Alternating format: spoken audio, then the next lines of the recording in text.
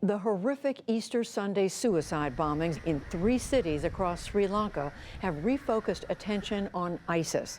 Through its news agency, ISIS claimed that the sophisticated simultaneous attacks were the work of its fighters.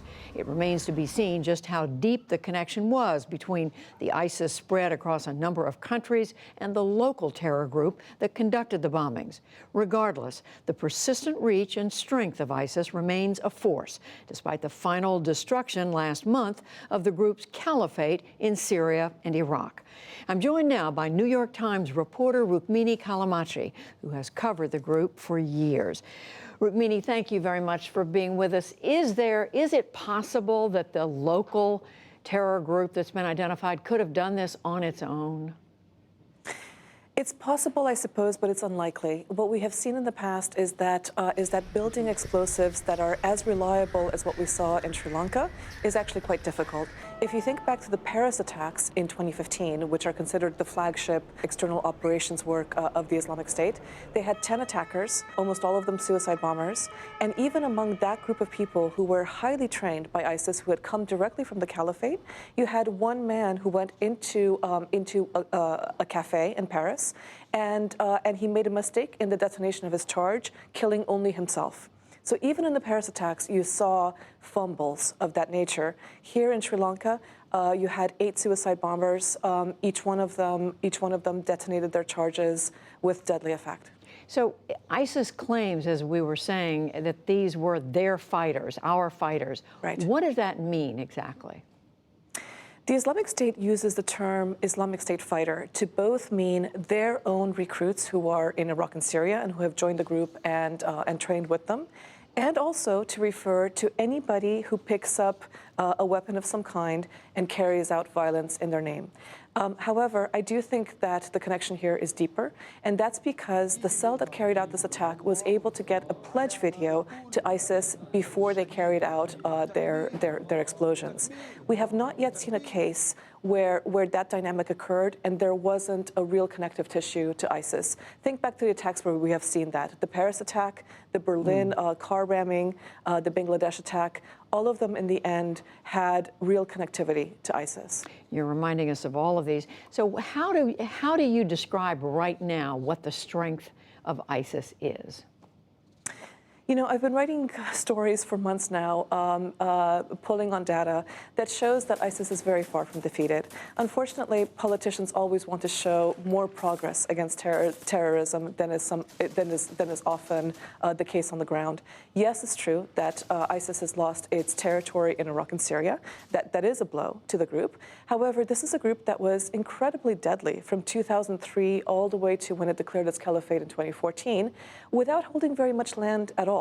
So they are simply going back to their insurgent roots, and they're already the data is showing that even in Iraq and Syria, the attacks are picking up again. Well, picking up on that, is Iraq and Syria still the place where they are the strongest, even though they don't hold the territory that they once did?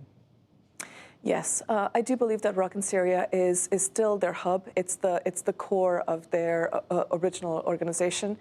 We have seen estimates anywhere from thousands of fighters left to tens of thousands of fighters left, even after the fall of the last village under ISIS control.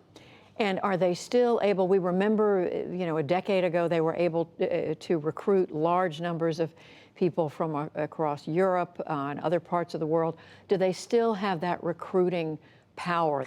The fall of the territorial caliphate in Iraq and Syria has definitely taken a big dent out of the recruitment.